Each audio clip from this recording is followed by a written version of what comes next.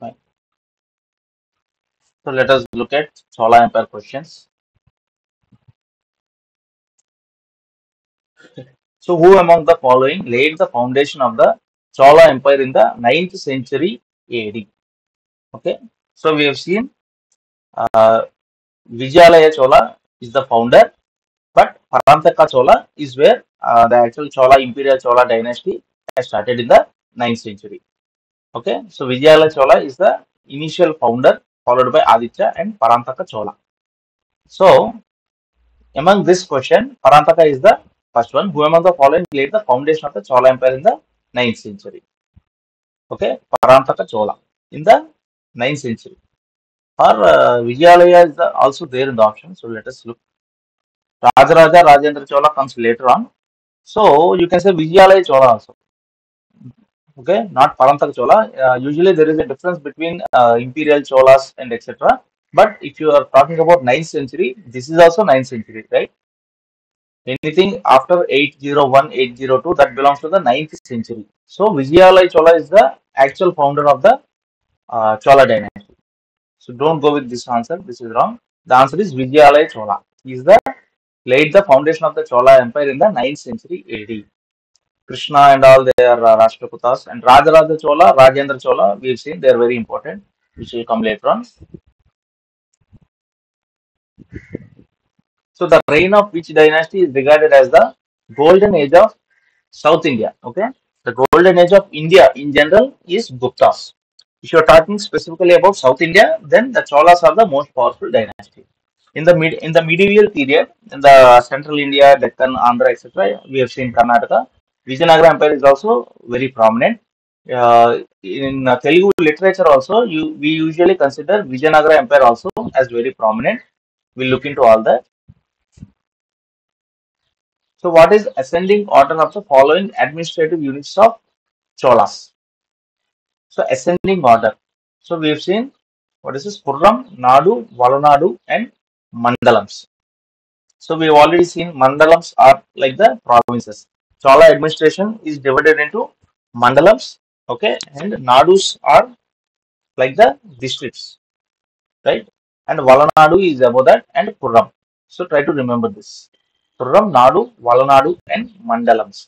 We've also seen in other places, in Gupta Empire, etc., Bhukti, and other provinces like what you say, Vishayas, Vishayapati, okay, village level, Gramika, all those things in ancient history.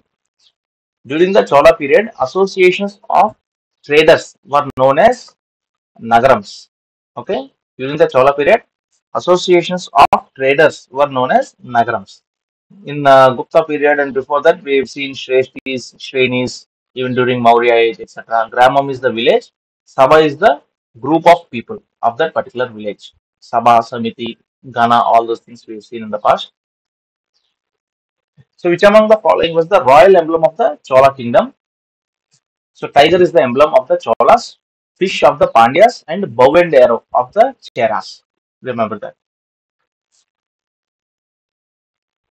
So, who among the following built a new capital city called Gangaikonda Cholapuram to commemorate his victory after defeating Mahipala, the Pala king of Bengal and Bihar? So, we've already seen Rajendra Chola, the son of Rajaraja Chola.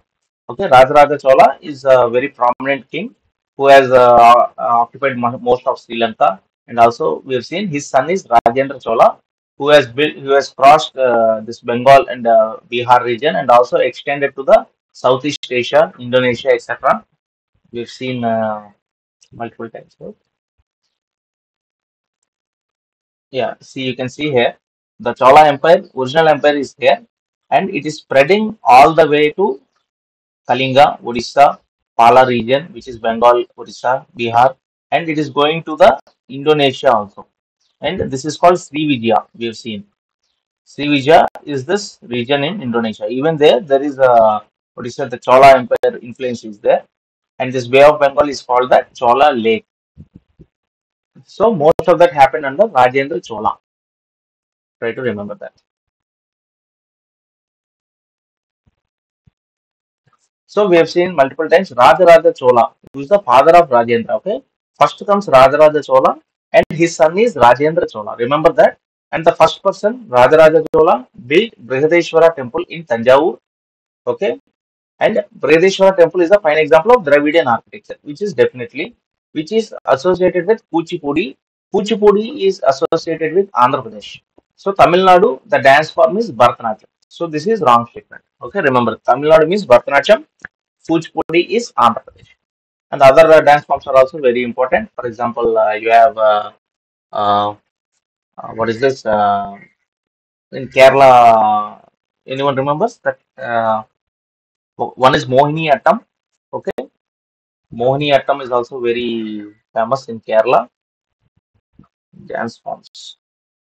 Odissi, Odia. Dance forms in India are very important generally.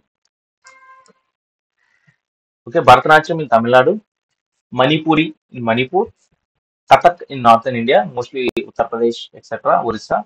Odissi again, Kathakali. Okay, Kathakali and Mohiniyattam both are Kerala. And Kuchipudi is Andhra Pradesh. Satriya, not sure where Satriya exactly is. All these things. Seven famous dance of India, again very important.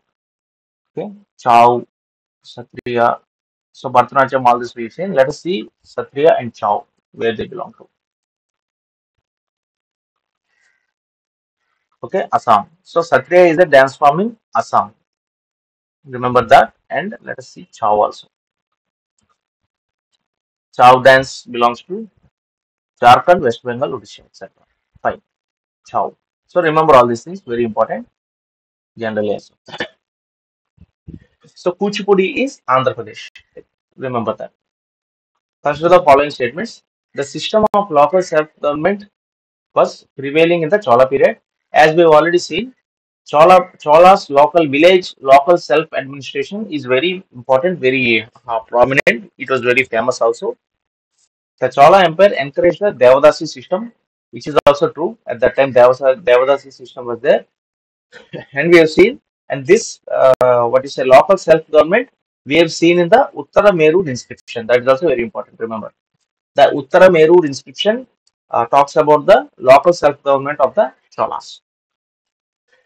And Urayur, the capital of the early Chola rulers, was a famous center for cotton textiles, which is also true. Urayur is the capital of the early Chola rulers. It is famous for cotton textiles. Later, the capital became Tanjore or Tanjavur. So remember all those points. So again, Rajaraja I built the Brihadeshwara temple at Tanjore, which is true. He launched several naval campaigns, resulted in capture of Sri Lanka, Maldives, Malabar coast, which is true. I have already mentioned they had a very strong navy, and he captured much of Sri Lanka.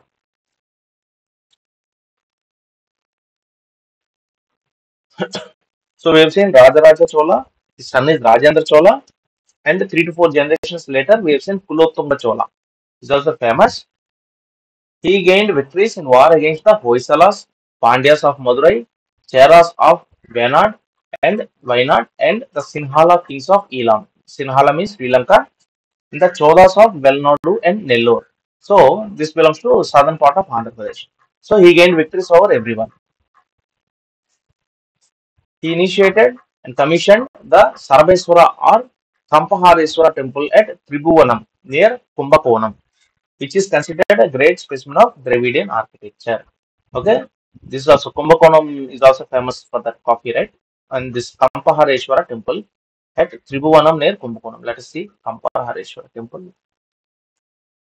Kampahareshwara temple. Okay,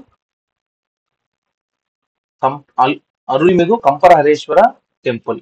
This is the temple, Dravidian style of architecture, which will have a Vimana, and it will have a pyramidal structure, and it will have a boundary wall, etc. etc. All those things we've discussed, right? Remember all those things.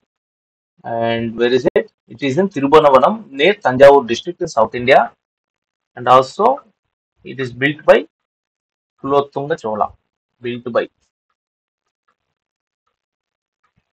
Kulottunga Chola III of the later Cholas. Remember that. Kulottunga Chola III. And we are talking about Kulottunga Chola III only. Remember that. He was successful over all the South Indian kingdoms, and he also built the Kamparhareshwar temple at Tirubuvanam near Kumbakonam. And this one, we are talking about Chola village administration, right? It was mentioned in the Uttara Merur inscription. What it talks about is Agrahara is the village settlement of Brahmins. Okay, when the temple is there, the temple is surrounded by a chain of settlements belonging to the Brahmins, so it is called the Agrahara, basically a chain. And Ur is the common village settlement for all castes. Okay, all these two are very important. And Brahmadaya are villages around the temples. We have already seen Brahmadaya means land given to priests around the temples, and Devameya or Devadana is land given to the god itself. And we have already seen Nagarams are the settlements of merchants.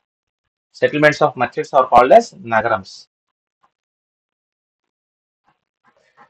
So during whose reign whose reign of the Chola king, the texts of Tamil poets Appar, Sambandar, Sundara, etc. were collected and edited into one compilation called Tirumurai.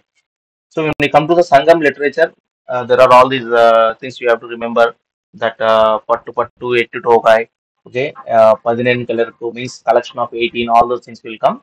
And you have to remember this Alvas and Nainas. Okay, Alvas are followers of Vishnu, Nainas are followers of Shiva. So Appar, Sambandar, and Sundara, all this will come in the Bhakti and Sufi movement also. So Bhakti movement again comes in two phases. One is the 6th, 7th century, and another is the 13th, 14th century. So this belongs to the 6th to 7th century, and it is during the period of Rajendra Chola. Okay, Appar, Samandar, etc. I think they mostly belong to the Nainas, means followers of Shiva, and it is during the period of Rajendra Chola, who is the son of Rajaraja Chola. All that. So the famous battle of Takolam of South India was fought between. So this famous battle of Takkolam we have seen, right, somewhere. Where is that battles? What it was? Just a minute.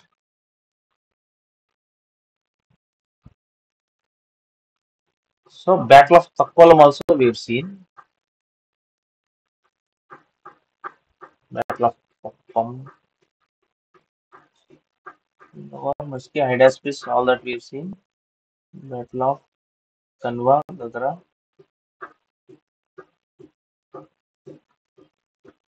Haldigati. Okay, fine. It's not here. Anyway, so battle of Takkolam of South India was fought between Cholas and the Rashtrakutas. Let us see when it was fought also.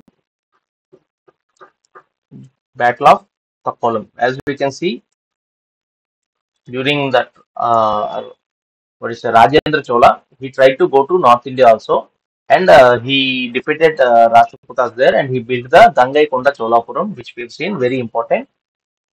And Battle of Takkolam is in 948-949 between Rajaditya and Chola king, the eldest son of the Chola king, and the Rashtrakutas and the Rashtrakuta kingdom. In this war, Rajaditya was killed, and there was a dynastic chaos in the Chola Empire. The battle was fought at Pakkolam, which is in the present day Vellore district of Tamil Nadu. So remember that it's between Cholas and the Rashtrakutas. Which Chola ruler captured Kanchi after defeating the Pallavas? So as we have seen, the Cholas have established themselves after defeating the Pallavas, and Aditya Chola. Okay, Aditya Chola, we have already seen. Okay, Aditya Chola. Okay, Aditya Chola.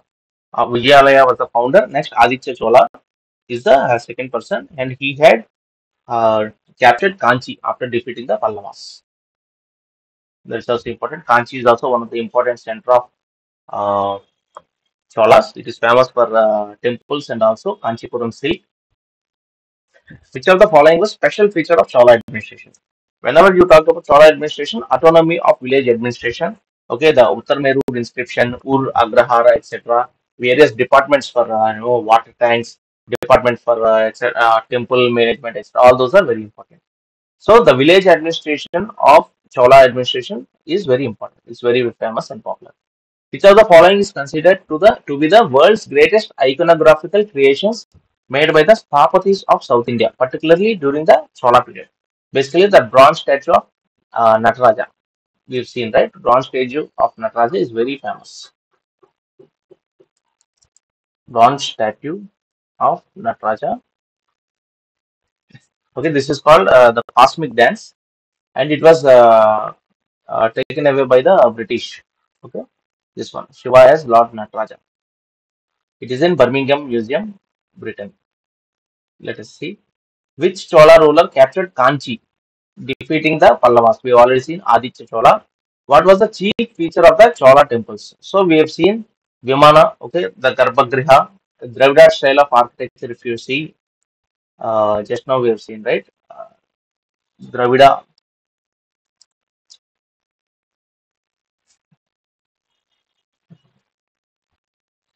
Okay, so if you take any temple, for example, let us see the images. So it's a very standard mains question. Okay, see. One thing is you have the boundary wall most of the time. Okay, boundary wall will be there. Then there is the gopuram, which is the entrance. In the entrance, where you have a stepped pyramidal structure, that is called the gopuram, and you have the mandapa where people can sit down and move around, and you have the garbhagriha where the main deity is kept. Okay, where the main idol or the deity is placed. That is called garbhagriha, and you have the vimana. Again, the step pyramidal structure, which is directly over the Garbhagriha, is called the Vimana. And the top of the Vimana is called Shikara. And also, usually, Panchayatan style is followed. That means five deities will be there. Main deity and four supporting deities will be there on the four sides. And usually, there will be a water well. Okay, water well or a water tank. In South Indian temples, you will see it very clearly. You see, this is the Nagara style or the North Indian style, where there is a curve. You can see in the Puri temple, and in Dravida style, you have a stepped pyramidal structure. Okay, fine. So remember all those things. Very important temple architecture. So in this particular question, Vimana is the chief feature of the Chola temple, which is directly above the Garbhagriha. So historians describe whom as the Napoleon of South India. So we've already seen Samudragupta in the Gupta Empire. We've seen Samudragupta is also called as Napoleon of India. And if you are talking about Napoleon of South India, then Rajaraja Chola, because he had a very strong navy and he had occupied much of Sri Lanka. So remember that. And he also Rajaraja Chola is also famous for the construction of Brihadishwara temple at Tanjavur. And Rajendra Chola is for Gangaikonda Cholapuram and etc. etc. We've seen all those things. So bronze statues are famous from Cholas. Just now we have seen the Nataraja statue of the Cholas. Mauryans are more famous for the stone pillars, all those things. Guptas is the classic age of Indian, etc. We've seen. So one of the greatest classic literature of Sangam literature. So Tolkappiyam, Kurul, Pattu Pattu, all these are very important parts of Sangam literature. Out of that, this is famous Manimegalai or Silappadikaram is one of the greatest classic of Sangam literature. Remember that Silappadikaram or Manimekalai. That is very important. Who built the Gangaikonda Cholapuram? We have already seen the son of Rajaraja Chola, Rajendra Chola. He built the Gangaikonda Cholapuram, and his father built the Brihadishwara temple. Remember that Rajendra Chola built the Gangaikonda Cholapuram. And Kulothunga Chola also we have seen. He defeated much of the southern South Indian rulers, right? We have seen that. And what is that other point which we have seen? Kulothunga Chola. Anyone remembers? He defeated the Hoysalas, Cheras, Pandyas, everything. And something else we have seen, right? Anyone remembers?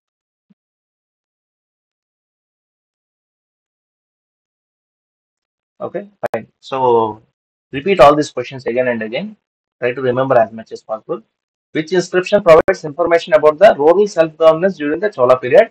As I've already said, Uttara Meru inscription. And Mehrali iron pillar inscription is related to Samudragupta.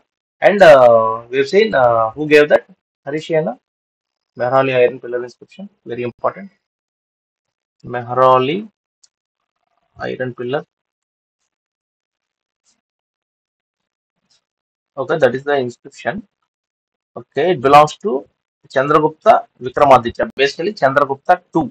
Okay, Mehrali iron pillar. This pillar was established by Chandragupta as Vishnupada in the honor of Lord Vishnu. So that is Allahabad pillar inscription, which I am talking about Samudragupta. That is Allahabad pillar inscription. And Mehrali iron pillar inscription is Chandragupta Vikramaditya or Chandragupta II. So let us look at Allahabad iron pillar inscription. Okay, this is Samudragupta. Remember that. Very important. We have seen in the Gupta session, right? Fine. And who gave that prashasti? Harisena. Remember that. Very important. Court poet Harisena of Samudragupta gave the Allahabad pillar. Samudragupta gave the pillar inscription, and the prashasti, the content which to be written, is given by Harisena. All that is important.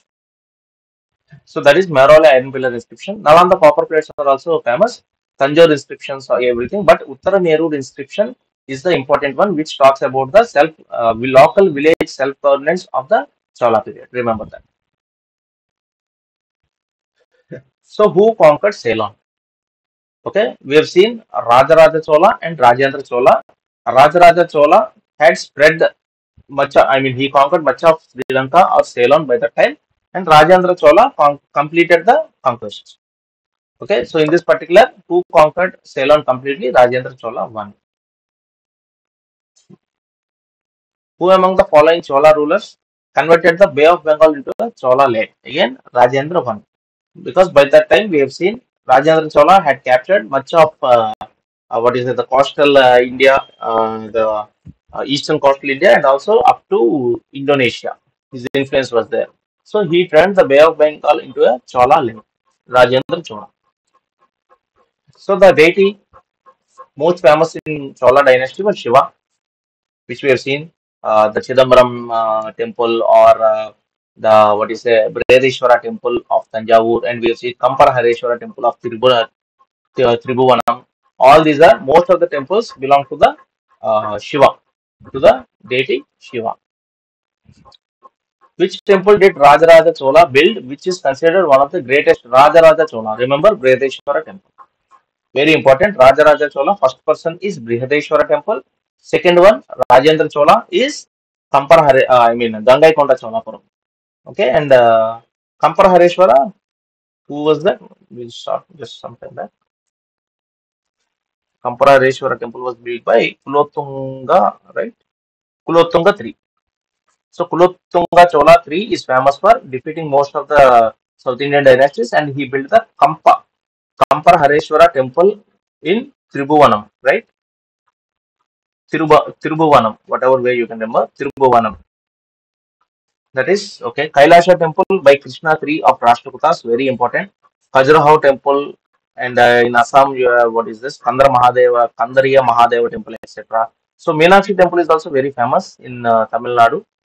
Meenakshi, Meenakshi Amman temple built by, let us see.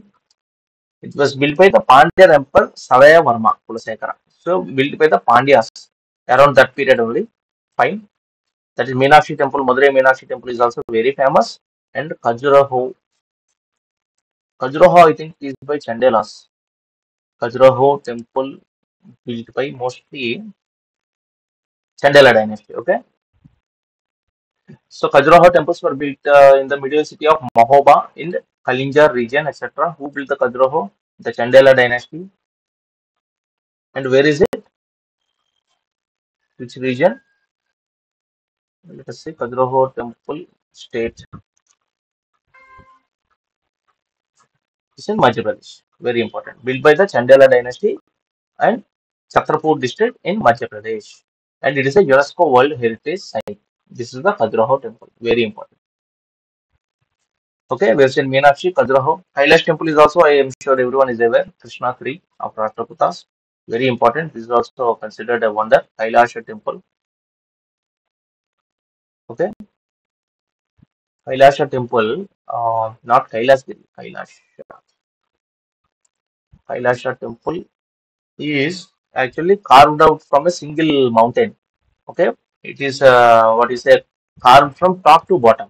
It's a three-storied temple carved from top to bottom from a single piece of mountain. So it is a monolithic temple. Whole temple is carved from one single piece of mountain. So it is considered a marvel. Okay, right from the top they built and they chiseled it to the bottom. And that stone which was chiseled, all that stone that was removed was found nowhere between the near to 100 to 150 kilometers. All that stone that was removed was not found. So there is a lot of mystery about it.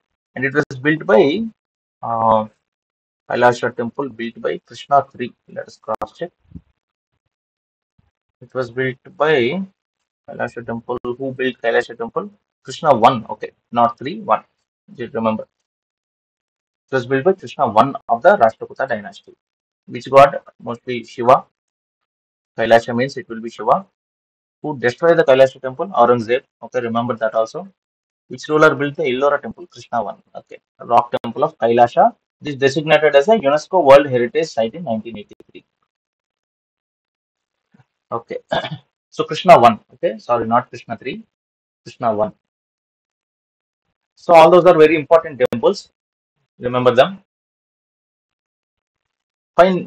Chola society, there was Devadasi system, etc. etc. Chola economy, very prosperous. Mani Gramam, we have seen Nagaram, etc. Guild of oil merchants is Telekai. Tel means oil, right? Nana Dasi, mobile merchants. Mani Gramam, Guild of weavers. Veedi means weavers. Gold coin was Varaha. Chola culture, we have seen. Bronze image of Nataraja. Kamban translated Ramayana into Tamil. Kamban Ramayana is very important. And Kalinga to Parani, that describes the conquest of Kalinga by Kulottunga Chola. So Kulottunga Chola 3, we have seen Kambarhareshwara temple. So consider the following events in the history of India. Okay. First, who came? Pallavas came first, right? Pallavas came and the Cholas came last. And let us see. So obviously B is first. Establishment of Pallava power under Mahendra Varma. That is B is first, followed by Pala dynasty founded by Gopala, which is in West Bengal. Pala dynasty is in West Bengal. Then the Pratiharas, Gurjara Pratiharas under King Boja. And the last came Cholas. Establishment of Chola power by Parantaka 1. Remember. Okay, some people say Parantaka and some say Vijayalaya. Okay, we have seen Vijayalaya is the founder of Chola Empire. Some places it is mentioned Parantaka also. So whatever is there, you can take that. Which Chola ruler was popularly called as Victor of the Ganges? Basically, we have seen who built the Gangai Kunta Cholapuram. That is Rajendra Chola, son of Rajaraja Chola.